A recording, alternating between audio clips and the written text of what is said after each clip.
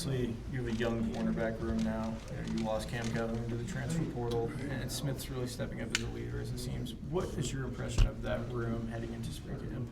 And really good, actually. And it's nice to have Smith, who is going into his third year, and to have been with us with Zemiah Vaughn, who was with me for 4, and other good ball players. He understands the culture of our room.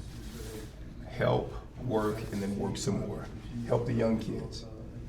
He has a number of good reps playing inside. We're playing him a lot more outside because I just have to be able to utilize his skill set. So help the young kids understand how we do things, and then just work, and then keep working. So it's really good to have him just part of the room, just at least to establish and continue the culture. Right? What do you see out of those 3 new transfers that came in? Length. Seriously, 6'3" in Donovan Saunders, 6'2.5" in Jeremiah Caldwell, 6'1" in Blake Cotton, and windows that were open last spring in terms of passing windows are a little bit tighter now. And so when the new offensive coordinator was like, we used to be able to get that ball in there, I'm like, I hope you don't get that ball in there now.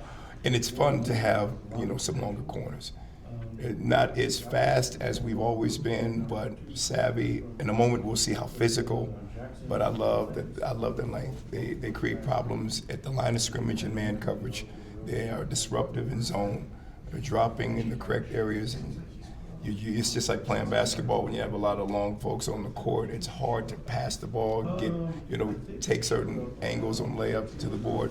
Same, with respect to when you have a valuable asset as having long corners. So that's good. And they're picking up the schemes quickly.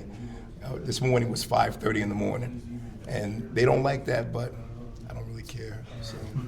What's the key for Snowden taking that step into that elite stratosphere? It's a great question. And besides him just having the chance to go through it, I really think that he'll be able to do it pretty seamlessly. Having played nickel with all of the reps that he's given, and then knowing outside, because I coach both inside and outside corners, it's just him going through it. So, for example, just yesterday, he's like, Coach, I didn't see that particular route concept, and our offense runs quite a few different concepts that we hadn't seen. He's like, I've never seen that from an outside perspective. Well, most of the kids who play outside was like, that's just this and that. They call out something very common, but for the kid who spends most of his life having routes coming from, side to side, it's different when it's right at you and then coming from one side. Whether it's an outside position and then coming from the inside, it triggers kind of a different muscle memory.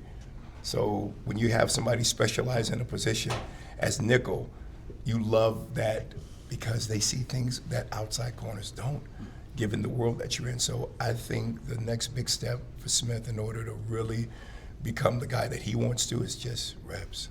With Smith possibly moving to the outside, who is making a run for that nickel position on the inside? Good question. You have, and the blessing is Smith will have to continue to do both. So it's really who's going to show up more outside. But to answer your question, you're looking at folks like a Sammy Hunter, Kamari Shimwell, who's probably poised to be just that guy for us. Then Scooby, Elijah Davis.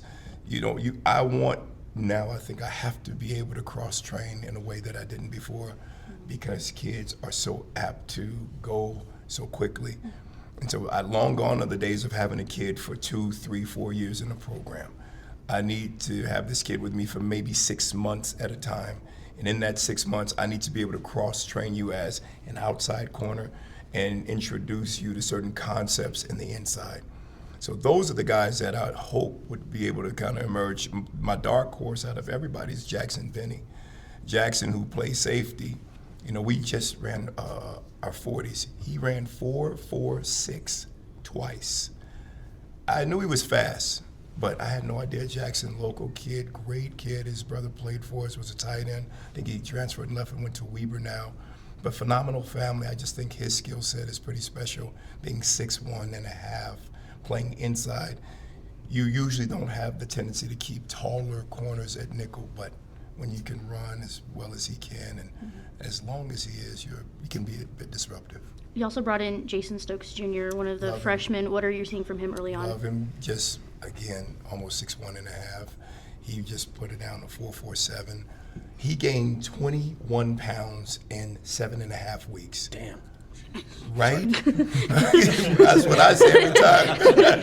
I couldn't believe it. I'm like, are you just eating pizza and smashing protein shakes? What are you doing? He's like, yeah, basically, coach. Every time I see him, he's in my meeting looking at me.